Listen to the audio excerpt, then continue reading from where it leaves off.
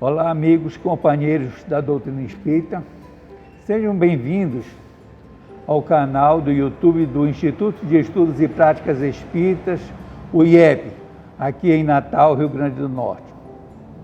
Ante a continuidade desse surto de pandemia do Covid-19, optamos por dialogar com os nossos companheiros e amigos através de palestras gravadas, palestras que vão ao encontro de nossas necessidades básicas, necessidades de força, coragem, afeto, amor, proteção, não apenas para nós, mas para nós, para as nossas famílias, para os nossos amigos, para todos que conosco convivem. Então aproveitemos essa oportunidade para alargar os nossos conhecimentos e conhecer mais de nós mesmos e do Evangelho Redentor do Cristo. Antes de iniciar a palestra, coloque um copo com água diante de você e peçamos todos juntos o auxílio da espiritualidade amiga para que, fluidificando a água, coloque nela os fluidos necessários à nossa saúde física, mental, com consequências na nossa saúde espiritual. Mais uma vez, sejam bem-vindos e aproveitem todo esse conteúdo da palestra. Obrigado. Boa tarde. Que a paz do Mestre Jesus caia sobre todos nós nesta casa, Continue a nos iluminar. Hoje a gente vai fazer o comentário do Evangelho, que está no capítulo 11 do Evangelho segundo o Espiritismo. Amai ao próximo como a si mesmo. Mas o item que nós vamos comentar hoje é o item 11 e o item 12, que é sobre o egoísmo e o orgulho. Ok? Então vamos ver aqui a mensagem de Emmanuel. Eu confesso a vocês que eu fiquei muito impressionada com essa mensagem. Eu lia o Evangelho, mas nem prestava atenção. Aí um dia eu fui dar uma palestra sobre isso, aí foi que eu alertei. Mas antes de falar sobre isso, nós vamos contar uma historiazinha para vocês. Dizem que um soldado voltava da guerra do Vietnã e ao chegar em São Francisco ele telefona para os pais, dizendo que estava de volta, pedindo autorização para hospedar um amigo na sua residência, porque esse amigo não tinha onde ir. Aí os pais dizem, pois não, pode trazer seu amigo. E aí ele diz, mas ele tem um problema de deficiência. Ele perdeu a perna e o braço. E os pais disseram, meu filho, não dá, nós vamos então arrumar um local para ele ficar, mas é muito difícil, porque com a deficiência dessa vai dar muito trabalho. Dito isso, o filho desliga o telefone, não se comunica mais com o pai. Dias após, a polícia de São Francisco telefona para esta família, dizendo que um jovem pulou de um edifício. Era a pessoa. Era o próprio filho. Na hora do reconhecimento do corpo, eles observaram que o filho estava sem o braço e sem a perna. Então, essa historiazinha é só para uma reflexão nossa. Porque muitas vezes, quando as pessoas estão bem, estão nos auxiliando, estão nos ajudando, estão prestando um serviço para nós estamos bem com eles. Mas quando eles têm algum problema ou não estão mais podendo nos ajudar, nós não os queremos mais na nossa vida, não é verdade? Então, a reflexão dessa história, vamos refletir sobre isso. Mas vamos para a mensagem de Emmanuel, que é muito importante, que ele diz assim: o egoísmo, chaga da humanidade, tem que desaparecer da terra. Eu fiquei assustada, né? Mas é Emmanuel que está dizendo isso não é qualquer espírito. A cujo progresso moral obsta. Fiquei mais assustada ainda quando ele falou: ao Espiritismo está reservada a tarefa de fazê-la ascender na hierarquia dos mundos, ou seja, fazer com que a Terra ascenda na hierarquia dos mundos, né? E para que a Terra ascenda na hierarquia dos mundos, o que é preciso sair? O egoísmo, né? Ele diz: o egoísmo é, pois, o algo para o qual todos os verdadeiros crentes devem apontar as suas armas, dirigir suas forças, sua coragem. Digo, coragem porque dela muito mais necessita cada um para vencer-se a si mesmo do que para vencer os outros. Que cada um, portanto, empregue todos os esforços a combatê-lo em si, certo de que esse monstro devorador de todas as inteligências, esse filho do orgulho, é o causador de todas as misérias do mundo terreno. É a negação da caridade e, por conseguinte, o maior obstáculo à felicidade dos homens. E aí a mensagem continua, é a mensagem 11ª, quando vocês chegarem em casa, vocês releiam, porque vale a pena reler essa mensagem. E eu vou agora comentar, tá? E essa mensagem foi dada em Paris, 1861, por Emmanuel, né? Que é um dos espíritos da codificação. Quando eu li essa mensagem, eu vi que ele dizia que ao Espiritismo estava a tarefa de fazer a Terra ascender dos mundos, ou seja, de passar de um mundo de expiação e prova para um mundo de regeneração. Mas para que o mundo passe de um mundo de expiações e prova para um mundo de regeneração, precisa extirpar o egoísmo da Terra. Aí eu fui para o IBGE para ver quantos espíritas nós somos, né, aqui no Brasil. Eu descobri que somos 3,8 milhões de espíritos, é muito pouco, né, para o universo. Então, ainda vai demorar um pouco essa mudança que as pessoas pensam que é muito rápido, não é? Então, começou a transição planetária, mas é uma mudança muito lenta, não é bem assim, não é?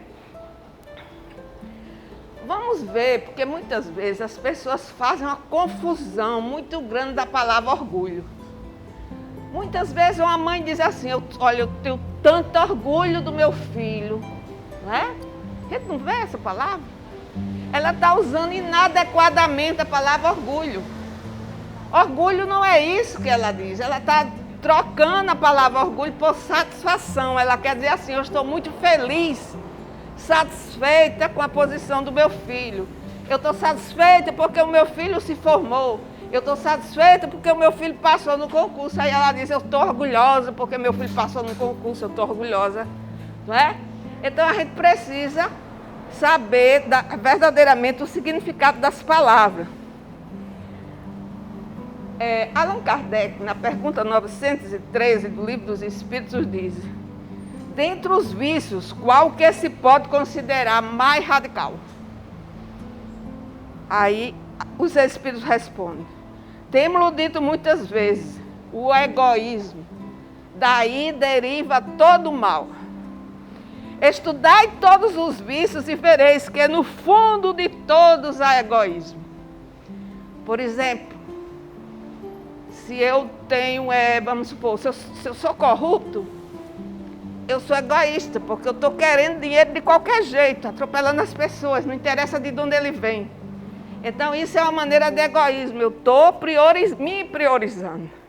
E daí nós vamos ver daqui para frente como que a gente vai ver a origem do egoísmo, né? E aí todos os vícios são assim, certo? Tudo no final você chega ao egoísmo. Quem quiser desta vida e aproximando-se da perfeição moral, que é o que todos nós queremos, deve extirpar, expurgar do seu coração de todo sentimento de egoísmo, visto o seu egoísmo incompatível com a justiça, com o amor e com a caridade, que é a 10ª lei moral do Livro dos Espíritos, na 3ª parte. Quem estiver estudando o ERD sabe disso, que é uma lei só. Allan Kardec nem separou essa lei, porque ele botou: não existe amor se não existir caridade, e não existe caridade se não existir justiça. Então ele colocou lei de amor, justiça e caridade como uma lei só no Livro dos Espíritos. Vamos ver o que a enciclopédia fala, o que é egoísmo. É o hábito ou atitude de uma pessoa colocar seus interesses, opiniões, desejos, necessidades em primeiro lugar, em detrimento do ambiente e das demais pessoas com que se relaciona. Nesse sentido, é um autônomo do altruísmo. O altruísmo, as pessoas colocam os outros em primeiro lugar. Aí diz assim: Deus criou o homem egoísta. E aí, na pergunta 115 do Livro dos Espíritos, ele fala, pergunta: dos espíritos, uns terão sido criados bons e outros maus? Ele diz: Deus criou todos os espíritos simples e ignorantes, isto é, sem saber, a cada um deu determinada missão, com o fim de esclarecê-los e de fazer chegar progressivamente à perfeição, pelo conhecimento da verdade e para aproximá-los de si. E ele continua respondendo, a resposta é longa, eu li pouco. Então Deus criou homens simples e ignorantes, sem conhecimento de nada. Aí ele diz: e o que é que determina, não é isso? Ele criou também com instinto de conservação. E aí ele diz: qual é a origem então do egoísmo? E aí responde, em Obras Póstumas ele responde que o egoísmo e o orgulho nascem de um sentimento natural, o instinto de conservação. Nós já vivemos aqui em cavernas. Nós não tínhamos alimentos em abundância como nós temos hoje. Então nós levávamos os alimentos para as cavernas e queríamos proteger, até para conservar nossa espécie, até nossos filhos, a nossa prole ali. Mas só que esse instinto de conservação foi muito exaltado. Como o egoísmo é filho do orgulho, preste minha atenção agora. O orgulho é um sentimento. O egoísmo é o seu comportamento diante desse sentimento. Uma pessoa orgulhosa, ela se acha melhor do que os outros. Ela se acha mais bonita, ela se acha mais competente, ela se acha tudo melhor. Ela acha que merece tudo que os outros. Então ela se exalta. Não é? Então o egoísmo é exatamente o filho do orgulho. Porque esse sentimento de eu me achar melhor do que vocês, vamos dizer aqui, se eu me achasse, que eu não me acho, então eu ia achar que vocês são inferiores a mim. Entende? E nessa exaltação de personalidade, nós achamos que merecemos ter as coisas mais do que os outros. Então não interessa se fulano vai ficar prejudicado, se eu consigo. O importante é que eu consiga. Né? Então o foco do egoísmo, a pessoa é o centro. Não é? Se chama egocentrismo. E enxerga tudo para ela quer tudo para ela, quando muito para os filhos, né? Às vezes a pessoa também quer para os filhos. Como descobrir em nós o egoísmo? Como é que a gente descobre em nós o egoísmo? Sou egoísta? Vou levantar logo minha mão, né? Porque nós ainda, espírito de terceira ordem, morando num planeta de provas e expiações, o que é que vocês acham? Nós temos alguma coisa de egoísmo em nós, né? E como nós devemos nos conhecer? Aqui eles dão algumas dicas. Amor próprio muito acentuado. Contrariar-se por pequenos motivos. A pessoa de tudo está se contrariando. É aquela pessoa de pavio curto, como se chama, que não aguenta nada. reagir explosivamente às observações, a qualquer crítica. Não aceita críticas. A gente vê muito isso. Necessita ser o centro de atenções, fazer prevalecer sempre as suas próprias ideias.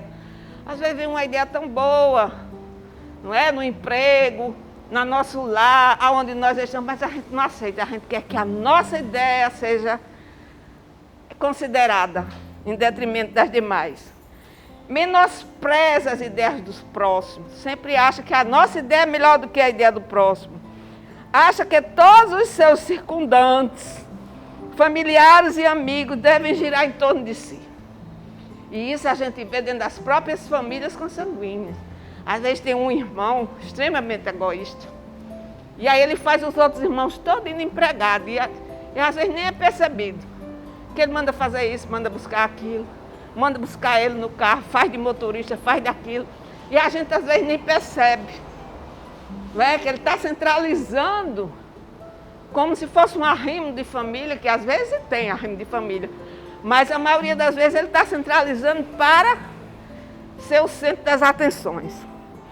Não admite se humilhar diante de ninguém, achando essa atitude um traço de fraqueza ou falta de personalidade. Isso aqui, gente, são algumas dicas que a gente pode fazer, mas tem muito mais. Então, todos nós somos muito egoístas, né? Onde se originam, então, as misérias do mundo? Acho que nós já concluímos, né? No nosso egoísmo. Desde que cada um pensa em si antes de pensar nos outros e cogita antes de tudo de satisfazer os seus desejos, cada um naturalmente cuida de proporcionar a si mesmo essa satisfação a todo custo e sacrifica sem escrúpulos os interesses alheios. Assim, nas mais insignificantes coisas como nas maiores, tanto de ordem moral quanto de ordem material. Isso aqui eu não preciso nem falar, porque a gente está vendo aqui dentro do nosso Brasil, né? Os problemas que as pessoas usam. E não é só na política, em qualquer lugar as pessoas usam o dinheiro que era para dar para outras pessoas em detrimento de si próprio. Então cada um aí vai vendo aonde que tem o egoísmo. Existe egoísmo nos hospitais, né? Algumas classes que querem ganhar mais do que outras, tudo isso é egoísmo, não é verdade? Que acha que só eles merecem ganhar dinheiro. Na própria classe, se a gente vê, a gente tem algumas pessoas que acham que só eles merecem, não interessa se os outros não tenham, é a sobrevivência. Eu primeiro, eu mereço, porque eu sou melhor, porque isso me pertence. Então a gente precisa começar a analisar e mudar essa situação, porque senão a gente vai ficar por muito tempo sobre isso, né? Qual a dificuldade de se combater o egoísmo? O que é que vocês acham? Por que a gente não combate? Ele diz, a incredulidade não só carece de meios para combater o orgulho, como estimula e lhe dá razão, negando a existência de um poder superior à humanidade. Se eu não acredito em Deus, se eu não temo Deus, se eu não acho que tem a espiritualidade, se eu não acho nada disso, eu vou viver a minha vida só aqui na Terra. E aí eu quero conseguir as coisas aqui na Terra, independente de que o outro sofra, não é verdade? Porque eu não acredito em Deus. É uma das maiores dificuldades, é a incredulidade. Então o incrédulo apenas crê em si mesmo, é pois natural que tem orgulho, né? Enquanto nos golpes que o atinge, quando ele sofre uma aflição, o que é que ele diz? Ele diz que é obra do acaso. E se ergue para combatê-la. Não acha que é um chamamento, né? Porque muitas vezes a gente está com aflição, em vez de perguntar para que está me acontecendo, não, isso é obra do acaso, todo mundo sofre, então eu estou sofrendo, não tem problema nenhum. Não é? Agora, aquele que tem fé, percebe a mão de Deus e se submete. Então a pergunta é diferente para aquele que tem fé, né? E aqui eu quero chamar a atenção que ninguém evolui pela dor, nós evoluímos pelo amor. A dor é o chamamento, compreenderam? A dor diz assim, olha, acorda, mas nós vamos evoluir pelo amor. Na hora que nós mudamos o nosso comportamento, né? Que eu vou dizer daqui a pouco qual é o antídoto, então nós mudamos. Então, de todas as imperfeições humanas, o egoísmo, eu já falei, é a mais difícil de desenraizar-se, porque deriva da influência da matéria, né? Quanto mais egoísta eu sou, mais influência material eu tenho na minha vida. A influência de que o homem, ainda muito próximo de sua origem, não pode libertar-se, para o cujo entretenimento tudo concorre. Suas leis, sua organização social e sua educação. O egoísmo enfraquecerá à proporção que a vida moral for predominando sobre a vida material. Sobretudo com a compreensão que o Espiritismo nos faculta do vosso estado futuro. O Espiritismo bem compreendido, que é isso que nós estamos fazendo aqui, repito, mostra as coisas de tão alto que o sentimento de personalidade, ou seja, o orgulho, desaparece. Destruindo essa importância, ele vai destruir essa importância que nós damos à nossa personalidade, pelo menos reduzindo as suas legítimas proporções, não é? Ele necessariamente combate o egoísmo. Agora, não confundamos com a autoestima, né? Porque a autoestima é diferente de orgulho. A autoestima, eu quero fazer as coisas cada vez melhor. Entende? O orgulho é de fora, a autoestima você vem de dentro de você. Toda pessoa precisa ter autoestima, amar a si próprio. Não vamos fazer essa confusão. E aí ele diz, o egoísmo só será combatido se o mal for atacado em sua raiz. Isto é, pela educação, tá? Não por essa educação que tende a fazer homens instruídos, não é pela instrução. Porque muitas vezes a pessoa coloca os filhos nos melhores colégios para ter as melhores instruções, para ter melhores empregos. Não, ele está falando da educação moral. Ou seja, a educação que faz os homens de bem. E esta casa está a serviço disso, de fazer homens de bem, através da educação. Então, Allan Kardec, em Obras Póstumas, que Obras Póstumas é um livro que ele deixou todos os seus pensamentos, diz que o Espiritismo é o mais poderoso elemento de moralização, porque mina pela base o egoísmo e o orgulho, facultando um ponto de apoio à moral. Tem feito milagres de conversão. É certo que ainda são apenas curas individuais, ele está dizendo. São poucos, né? Eu acabei de ver lá na estatística do BGE, 3,8, não é? O que, porém, ele há produzido com relação a indivíduos constitui penhor do que produzirá um dia sobre as massas. Ele fala que vai vir sobre as massas isso, não é? Não lhe é possível arrancar de um só golpe as ervas daninhas. Ele dá a fé e a fé, a boa semente, mas mista se faz, que ela tenha tempo de germinar e se frutificar. Razão porque nem todos os espíritas já são perfeitos. Quer dizer, nem todos os espíritas são perfeitos, que a gente acha que é, não é? Então, é aquela parábola que Jesus falou do joio e do trigo. Cresce os dois juntos, cresce todo mundo aqui junto, né, na casa espírita, e eles vão estipando, depois eles vão separando o joio do trigo, fazendo a perfeição de cada um. Então, como podemos destruir o egoísmo? Agora vem um antídoto. Caridade como alvo da destruição do egoísmo, né?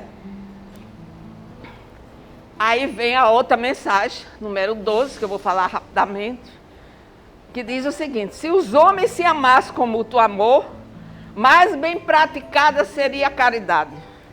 Mas para isso, misto fora, vos esforçasseis por largar essa couraça que vos cobre os corações, a fim de se tornarem eles mais sensíveis aos sofrimentos alheios. Nós devemos tirar essa couraça e ficar mais sensíveis aos sofrimentos alheios. A rigidez mata os bons sentimentos. O Cristo jamais se excusava. Aí ele fala de Jesus. Não repelia aquele que eu buscava. Fosse quem fosse. Socorria a mulher adulta como criminoso. Nunca temeu que sua reputação sofresse por isso. Quando tomareis por modelo de todas as vossas ações, se na terra a caridade reinasse, o mal não se imperaria, nela fugiria envergonhado e ocultar-se-ia. Então, se a gente observar a vida de Jesus, quando ele vai para a casa de Zaqueu, Zaqueu é um homem de má vida, né? Não muito bem visto.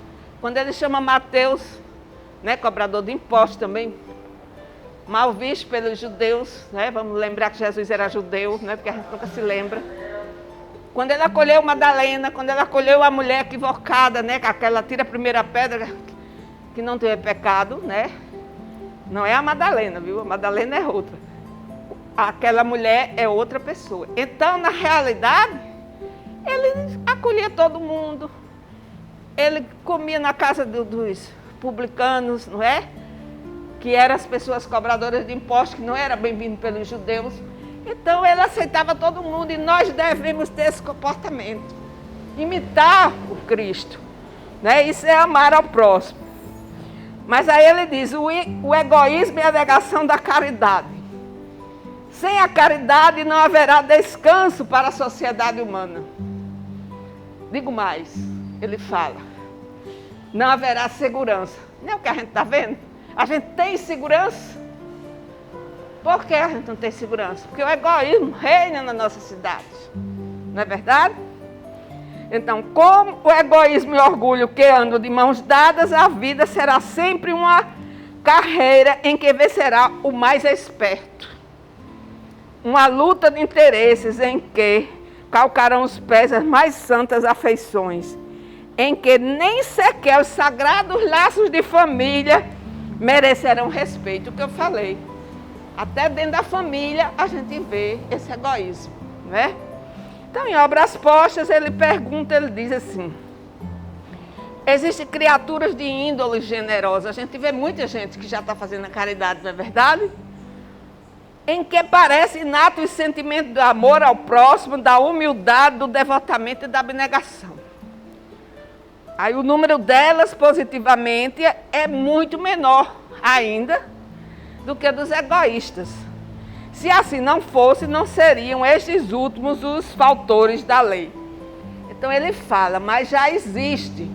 E ele diz que já existe muita gente fazendo a caridade, mas a caridade ela não gosta de aparecer.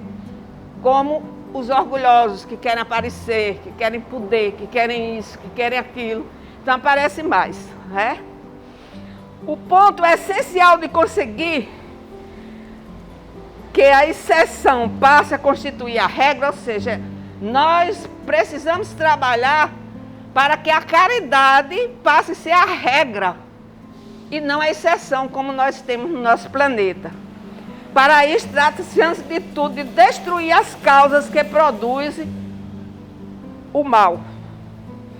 A ideia falsa de que o homem faz da sua natureza e do seu passado e do seu futuro é que faz com que ele seja orgulhoso. Então, nós estamos aqui para aprender o quê?